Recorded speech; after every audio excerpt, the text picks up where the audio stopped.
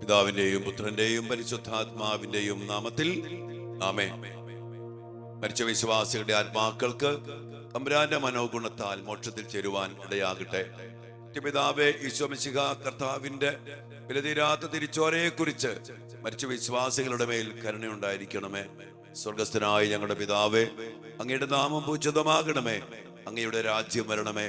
അങ്ങയുടെ തിരുമനസ് സ്വർഗത്തിലെ പോലെ ഭൂമിയിലും ആകണമേ.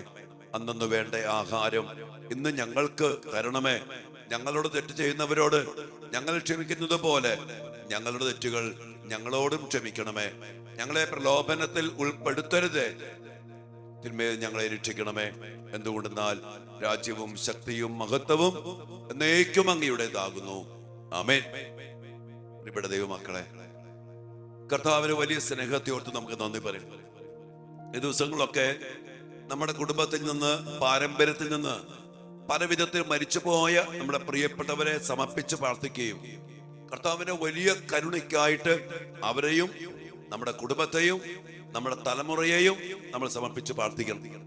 നമ്മൾ ഇന്ന് പ്രത്യേകിച്ച് പ്രാർത്ഥിക്കുന്ന ഒരു വലിയൊരു മേഖല, നമ്മുടെ കുടുംബത്തില് കടബാധ്യതകള് വരുത്തി വച്ചിട്ട് പോയ പൂർവികര്, പ്രിയപ്പെട്ടവർ, മരിച്ചുപോയവര്, നമ്മൾ അവർക്ക് വേണ്ടി പ്രത്യേകം പ്രാർത്ഥിക്കണം. അച്ഛൻ എപ്പോഴും പറയാറുണ്ട് കടങ്ങളുടെ മേഖലയെ കുറിച്ച്. അതായത് കടങ്ങൾ എന്താണ്? കടങ്ങൾ ചെയ്യേണ്ട കാര്യങ്ങൾ ചെയ്യാത്തതിന്റെ കടങ്ങൾ, ചെയ്യരുത് എന്ന് പറഞ്ഞ കാര്യങ്ങൾ ചെയ്തതിന്റെ കടങ്ങൾ. കർത്താവായ ദൈവം നമ്മോട് ചെയ്യാൻ പറഞ്ഞ കാര്യങ്ങൾ ചെയ്യാതെ പോയതിന്റെ കടങ്ങള്. ഇപ്പൊ നമ്മുടെ കുടുംബം ദൈവകൃപയിൽ വളരാൻ കൂദാശകളിലൂടെ, പ്രാർത്ഥനയിലൂടെ, വിശുദ്ധ ജീവിതത്തിലൂടെ കർത്താവിനെ വിളിച്ച് കൂടെ നിർത്തി ഈശോ പറഞ്ഞ പോലെ തൈത്തണ്ടിനോട് ശാഖയെന്ന പോലെ ഈശോയോട് ചേർന്ന് നിന്ന് വളരണം. അതിന് എല്ലാവരും പരിശ്രമിക്കണം. അങ്ങനെ കൃപയില്, കൂദാശയില്, പ്രാർത്ഥനയില്, ദൈവബന്ധത്തില് ആഴപ്പെട്ട് വളരാനായിട്ട് പറ്റാതെ പോയത് നമ്മുടെ കുടുംബവൃക്ഷത്തിന്റെ പൊതുവായ ഒരു കടമാണ്. ചെയ്യാൻ പറഞ്ഞ കാര്യം ചെയ്തില്ല. ധാരാളം മക്കൾ ഉണ്ടാകട്ടെ എന്ന് പറഞ്ഞു. നിങ്ങൾ പെരുകണം, സംഖ്യ കുറഞ്ഞു പോകരുത്. എന്നാൽ നമ്മളെ പൂർവികര്, നമ്മളെ പ്രിയപ്പെട്ടവര് അത് ചെയ്യാതെ പോയത്, അതായത് നമ്മുടെ കുടുംബത്തിൽ ജനിക്കാമായിരുന്ന മക്കള് ജനിക്കാതെ പോയത് നമ്മുടെ കുടുംബത്തിന്റെ കടമാണ്. മക്കള് പഠിക്കേണ്ട സമയത്ത് പഠിക്കാതെ പോയത്, ജോലി ചെയ്യേണ്ട സമയത്ത് ജോലി ചെയ്യാതെ പോയത്, സമയം, സമ്പത്ത്, സാഹചര്യങ്ങള്, ആത്മീയമായ മേഖലയില് പ്രാർത്ഥന ദൈവം പറഞ്ഞ പോലെ ചെയ്തില്ല. ഇനി വിവാഹ ജീവിതത്തില് ഇനിമേൽ നിങ്ങൾ രണ്ടല്ല ഒറ്റ ശരീരമാണ്. ദൈവം യോജിപ്പിച്ചത് മനുഷ്യനെ വേർപെടുത്താതിരിക്കട്ടെ. അതിന് വിരുദ്ധമായിട്ട് ചെയ്യാൻ പറഞ്ഞു, ചെയ്തില്ല. ചില വിവാഹ മോചനങ്ങൾ അത് കടമാണ്. ഗർഭചിത്രം, ഇവിടെ മക്കളെ, അങ്ങനെ നമ്മുടെ കുടുംബത്തില്, നമ്മുടെ കുടുംബവൃക്ഷത്തില് ദൈവം തന്റെ കൽപ്പനയിലൂടെ, വചനത്തിലൂടെ ചെയ്യാൻ പറഞ്ഞ കാര്യങ്ങൾ ഇനി നമ്മള് നിങ്ങളുടെ കുടുംബമായിട്ട് ബന്ധപ്പെടുത്തി പരിശോധിക്കണം. ദൈവം പറഞ്ഞ കാര്യം ചെയ്തിട്ടുണ്ടോ? ദൈവ ആരാധനയില്, കുടുംബ ബന്ധത്തില് മാതാപിതാക്കളെ ബഹുമാനിക്കണം. ദൈവം പറഞ്ഞ കാര്യം. എന്നാൽ കർദ്ദമാരെ കണ്ണീര് വീഴ്ത്തി അവരെ ബഹുമാനിക്കാതെ അവരെ വേദനിപ്പിച്ചപ്പോ ദൈവം ചെയ്യാൻ പറഞ്ഞ കാര്യം ചെയ്യാത്തതിന്റെ കടങ്ങള് കുടുംബത്തിൽ. ഇനി രണ്ടാമത്തെയാണ് ചെയ്യരുത് എന്ന് പറഞ്ഞ കാര്യങ്ങൾ ചെയ്തതിന്റെ കടങ്ങൾ. കൊല്ലരുത്, വ്യഭിചാരം ചെയ്യരുത്, ദാമ്പത്യ അവിശ്വസ്തത കാണിക്കരുത്, ഒത്തിരിയേറെ കാര്യങ്ങൾ ചെയ്യരുത്, മദ്യപിക്കരുത്, അല്ലെങ്കിൽ അന്യന്റെ ഭാര്യ മോഹിക്കരുത്, കൈക്കൂലി വാങ്ങരുത്, അങ്ങനെ പല പല ചെയ്യരുത്, പച്ച കുത്തരുത്, മിശ്ര വിവാഹം അരുത്, അങ്ങനെ കുറെ കാര്യങ്ങൾ കർത്താവ് തന്റെ വചനത്തിലൂടെ ചെയ്യരുത് ചെയ്യരുത് ചെയ്യരുത് പറഞ്ഞിട്ടുണ്ട്. അത് നമ്മുടെ കുടുംബത്തിൽ ചെയ്തു പോയിട്ടുണ്ടെങ്കിൽ അത് നമ്മുടെ കുടുംബത്തെ സംബന്ധിച്ച് വലിയ കട.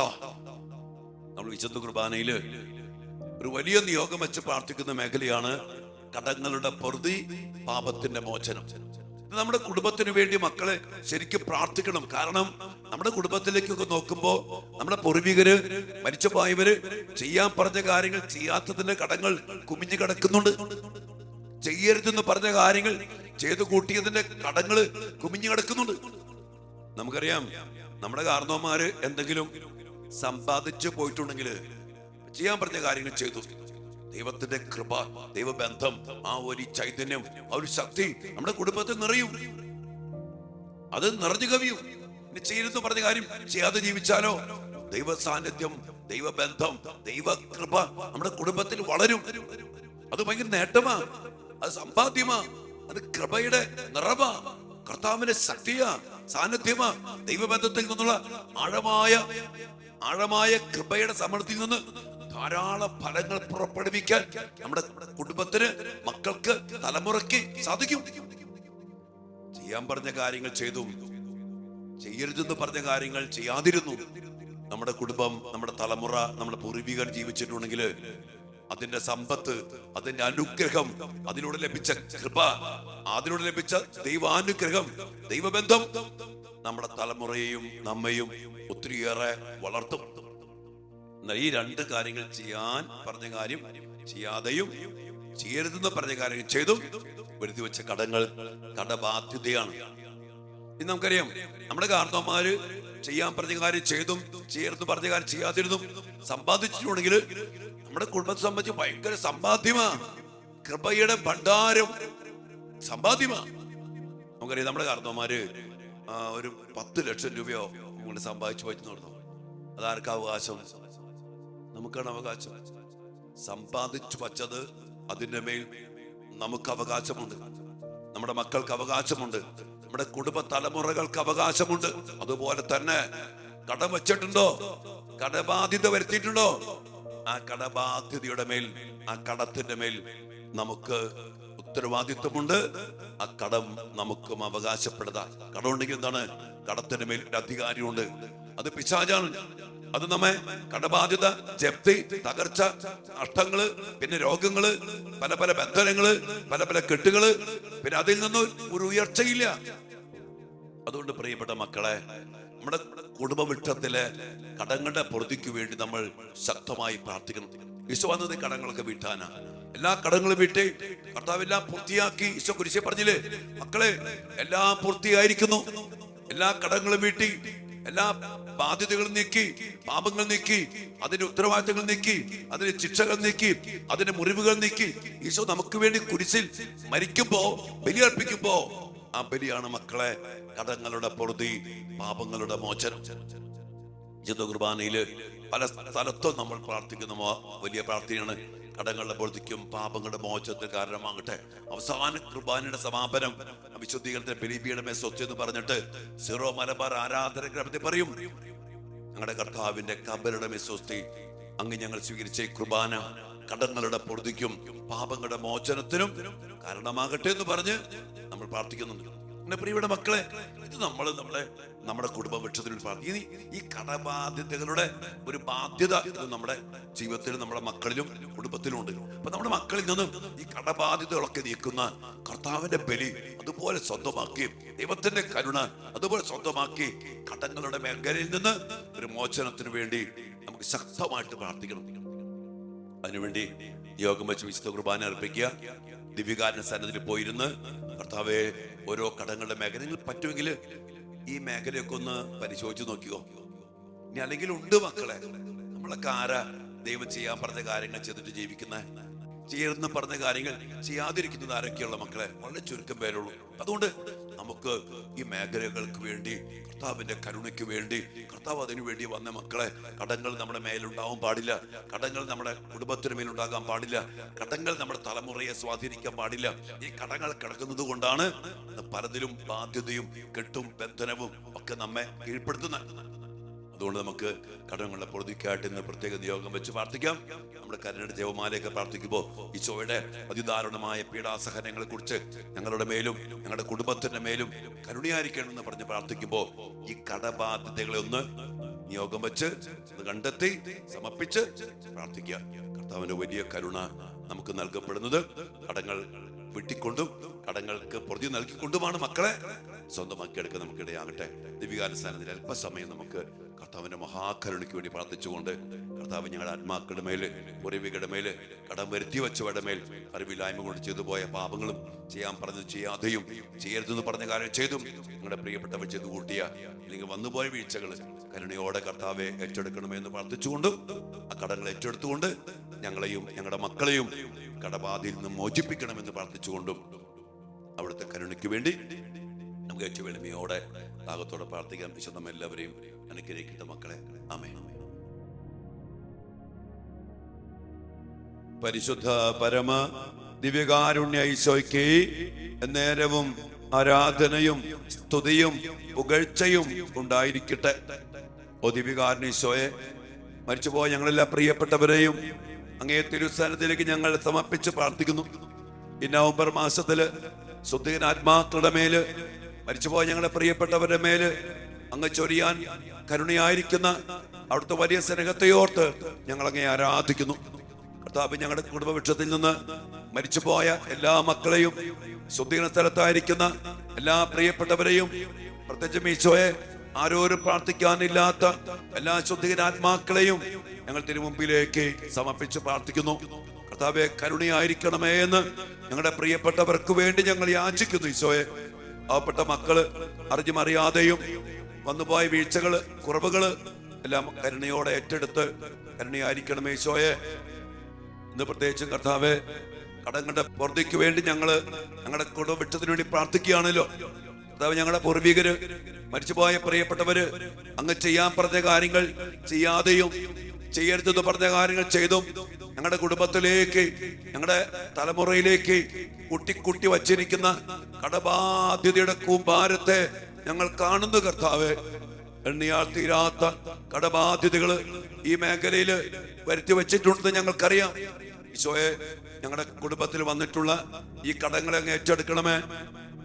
അങ്ങെല്ലാം പൂർത്തിയാക്കിയല്ലോ. കുരിശിൽ കിടന്നു അങ്ങ് പറഞ്ഞില്ലേ, മക്കളെല്ലാം പൂർത്തിയായിരിക്കുന്നു. എല്ലാ കടങ്ങളും പൂർത്തിയാക്കിക്കൊണ്ട് ഞങ്ങളുടെ കടബാധ്യതകൾ ഏറ്റെടുത്ത്, അതിദാരുണമായ പീഡാസഹനങ്ങൾ ഏറ്റെടുത്ത് കുരിശിൽ മരിച്ച കർത്താവെ, ഞങ്ങളുടെ കുടുംബത്തിന് മേലുള്ള എല്ലാ കടബാധ്യതകളും, മരിച്ചുപോയ ഞങ്ങളുടെ പ്രിയപ്പെട്ടവരും ജീവിച്ചിരിക്കുന്നവരായ ഞങ്ങളും ഞങ്ങളുടെ മക്കളും ചെയ്യരുതെന്ന് പറഞ്ഞ കാര്യങ്ങൾ ചെയ്തും ചെയ്യാൻ പറഞ്ഞ കാര്യങ്ങൾ ചെയ്യാതെയും വരുത്തി വച്ചിരിക്കുന്ന കടങ്ങളെ കർത്താവെ ഞങ്ങളിതാ സമർപ്പിച്ച് പ്രാർത്ഥിക്കുന്നു. ഏറ്റെടുക്കണമേ കർത്താവെ. ഇതുമായിട്ട് ബന്ധപ്പെട്ട് പൂർവികരിലൂടെ പാരമ്പര്യത്തിലൂടെ കടന്നു വന്ന് ഞങ്ങളുടെ കുടുംബത്തിൽ ഇന്ന് കുമിഞ്ഞു കിടക്കുന്ന എല്ലാ കടബാധ്യത, ഞങ്ങളെയും ഞങ്ങളുടെ മക്കളെയും കടത്തിൽ കുടുക്കിയിരിക്കുന്ന മേഖലകള് കർത്താവെ അങ്ങേക്കറിയാമല്ലോ. അതെല്ലാം അങ്ങ് ഏറ്റെടുക്കണമേ. ഞങ്ങളെ മോചിപ്പിക്കണമേ. കടബാധ്യതകൾ തീർത്ത് ബാധ്യതകൾ അവസാനിപ്പിച്ച് കർത്താവെ ഞങ്ങളെയും ഞങ്ങളുടെ കുടുംബത്തെയും ഞങ്ങളുടെ മക്കളെയും ഞങ്ങളുടെ തലമുറയെയും അവിടുന്ന് മോചിപ്പിക്കണമേ. ഞങ്ങളെ വീണ്ടെടുക്കണമേ. പുതിയൊരു ജീവിതത്തിലേക്ക് ഞങ്ങളെ ആനയിക്കണമേ. യാതൊരു കടബാധ്യതയും ഞങ്ങളെയോ ഞങ്ങളുടെ മക്കളെയോ സ്വാധീനിക്കാനിടയാകാത്ത വിധം എല്ലാം പൂർത്തിയാക്കിയ കർത്താവേ, എല്ലാ കടങ്ങളും വീട്ടി എല്ലാ കടങ്ങളും പൂർത്തിയാക്കി പുതിയൊരു അഭിഷേകം ഞങ്ങൾക്ക് ഞങ്ങളുടെ കുടുംബത്തിനും നൽകണമേ എന്ന് പ്രാർത്ഥിക്കുന്നു. ഞങ്ങളുടെ ഈ പ്രാർത്ഥന ലോകമെമ്പാടും അർപ്പിക്കപ്പെട്ടുകൊണ്ടിരിക്കുന്ന സകല ബലികളോട് ചേർത്ത് വെച്ചുകൊണ്ട് അങ്ങയുടെ കുരിശിലെ ബലിയുടെ ആനന്ദ യോഗ്യതയാൽ ഞങ്ങളുടെ കുടുംബത്തിന്റെ മേൽ കരുണ ചൊരിഞ്ഞ് എല്ലാ കടബാധ്യതകളും ഏറ്റെടുത്ത് ഞങ്ങളെയും ഞങ്ങളുടെ കുടുംബത്തെയും ഞങ്ങളുടെ മക്കളെയും ഞങ്ങളുടെ തലമുറയെയും മോചിപ്പിക്കണമേ എന്ന് ഞങ്ങൾ പ്രത്യേകം പ്രാർത്ഥിക്കുന്നു. കർത്താവിന്റെ തിരുസന്നിധിയിൽ നമ്മുടെ മക്കളെ സമർപ്പിക്കാം. നമ്മുടെ മക്കൾ പോലും അറിയാതെ നമ്മുടെ മക്കളിലേക്ക് കടന്നു വന്നിട്ടുള്ള ചില കടബാധ്യതകൾ പൂർവികരിലൂടെ ഇനി നമ്മിലൂടെ തന്നെയും ഒത്തിരി കടബാധ്യതകൾ നമ്മുടെ മക്കൾക്ക് അനുഭവിക്കാനിടയായിട്ടുണ്ട്. അത് അവരെ സ്വാധീനിക്കുന്നുണ്ട്. അവരുടെ സ്വഭാവത്തെ, അവരുടെ ഓരോരോ പ്രവൃത്തികളെയും. കാരണവന്മാര് ചെയ്യാൻ പറഞ്ഞ കാര്യങ്ങൾ ചെയ്തില്ല, ചെയ്യരുതെന്ന് പറഞ്ഞ കാര്യങ്ങൾ ചെയ്തു. അതിന്റെ കടം മക്കൾ അനുഭവിക്കേണ്ടി വരും. പല കുടുംബങ്ങളും ദിവസങ്ങളും ഒത്തിരി അപ്പൻ മദ്യപാനി പള്ളി പോയില്ല. അതിന്റെ ബാധ്യത മോനിലും മോളിലും ഉണ്ട്. മോൻ പള്ളി പോയില്ല, മോൻ മദ്യപിക്കും, അനുസരിക്കത്തില്ല, മോള് തോന്നിമാരി ജീവിക്കും. ആ കടങ്ങൾ പേറുന്ന അവസ്ഥയിൽ നിന്ന് ഒത്തിരി ആത്മീയമായ അടിമത്തങ്ങളും കെട്ടുകളും ബന്ധനങ്ങളും കടന്നു വരുന്നുണ്ട്. ഈശോയെ, അർത്ഥിക്ക് മക്കളെ, അർത്ഥിക്ക് കണ്ണീരോടെ. ഇതെല്ലാം കർത്താവിലെ പരിഹാരമുള്ളൂ. ഉപദേശം കൊണ്ടൊന്നും കാര്യമില്ല. കടങ്ങൾ നിൽക്കുന്നിടത്തോളം കാലം, കടബാധ്യത നിൽക്കുന്നിടത്തോളം കാലം ഒത്തിരി ബന്ധിക്കപ്പെട്ട് കിടക്കും. നമുക്കറിയാലോ. പിന്നെ ജപ്തിയാണ്. നമുക്കൊരിക്കലും മുന്നോട്ട് പോകാൻ പറ്റില്ല. സാമ്പത്തിക മേഖലയിൽ, ആത്മീയമായ മേഖലയിലും, സാമ്പത്തികമായ മേഖലയിലും, ശാരീരികമായ മേഖലയിലും, പഠന മേഖലയിലും, കുടുംബജീവിതത്തിലും എല്ലാത്തിലും സ്വാധീനിക്കും ഈ കടം. കർത്താവേ വലിയ കരുണ ചൊരിയണമേ എന്ന് പ്രാർത്ഥിച്ചുകൊണ്ട് ഏറ്റവും എളിമയോടെ, ഏറ്റവും സ്നേഹത്തോടെ കർത്താവേ നിന്റെ മുമ്പിലേക്ക് ഞങ്ങളെ, ഞങ്ങളുടെ മക്കളെയും, പങ്കെടുക്കുന്ന എല്ലാ മക്കളെയും, ഞങ്ങളുടെ കുടുംബങ്ങളെയും, ഞങ്ങളുടെ ജീവിച്ചിരിക്കുന്ന മക്കളെയും, ഞങ്ങളെ ഓരോരുത്തരെയും, മരിച്ചുപോയ എല്ലാവരെയും ഈ കടബാധിതയുമായിട്ട് ബന്ധപ്പെട്ട മേഖലകളിൽ ഒരു വിടുതലിനു വേണ്ടി, ഒരു വിമോചനത്തിനു വേണ്ടി ഞങ്ങൾ സമർപ്പിച്ച് പ്രാർത്ഥിക്കുന്നു. വലിയ പ്രാർത്ഥനയോടെ എല്ലാം സമർപ്പിച്ച് വലിയ വിമോചനത്തിനായി യാചിച്ചുകൊണ്ട് ഈശ്വരാശീർവാദത്തിന് വേണ്ടി പ്രാർത്ഥിച്ച എൻ്റെ മക്കളെ, പരിശുദ്ധ ശരീരത്താലും വിലയേറിയ രക്തത്താലും പാപത്തിൻ കറകളിൽ നിന്നും മർത്യനു നീ മോചനമേകി സകലേശ ദിവ്യകടാക്ഷം തൂകണമേ വത്സല സുതരിൽ നിർമ്മലരായി ജീവിച്ചിടുവാൻ ചിന്തണമേ ദിവ്യവരങ്ങൾ. ഈശോയേ, ഞങ്ങളുടെ കുടുംബത്തെ, ഞങ്ങളുടെ മക്കളെ, ഞങ്ങളുടെ തലമുറയെ എല്ലാ കടങ്ങളിൽ നിന്നും മോചിപ്പിച്ചുകൊണ്ട് അനുഗ്രഹിക്കണമേ എന്ന് പ്രാർത്ഥിച്ച് തിരുകരങ്ങളും ഉയർത്തി കർത്താവിന്റെ കരുണയ്ക്ക് വേണ്ടി പ്രാർത്ഥിച്ച മക്കളെ, ഹല്ലേലൂയ, ഹല്ലേലൂയ.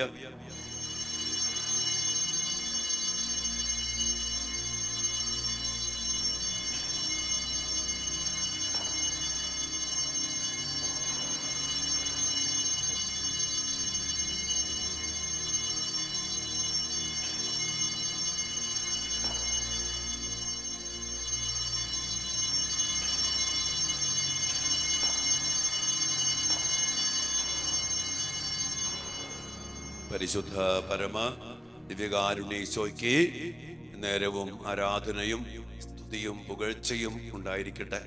കർത്താവേ, എല്ലാ കടങ്ങളും വീട്ടി ഞങ്ങളെ വീണ്ടെടുത്ത് പുതിയ അഭിഷേകത്തില് ഞങ്ങളെ അവിടുന്ന് അനുഗ്രഹിക്കണമേ. ഞങ്ങളുടെ മക്കളെ വീണ്ടെടുക്കണമേ. ഞങ്ങളുടെ മക്കളെ സ്വതന്ത്രരാക്കണമേ. കടബാധ്യതകൾ ഞങ്ങളുടെ മക്കളുടെ മേൽ ആധിപത്യം ഉറപ്പിക്കാതിരിക്കട്ടെ. ഈശോയേ,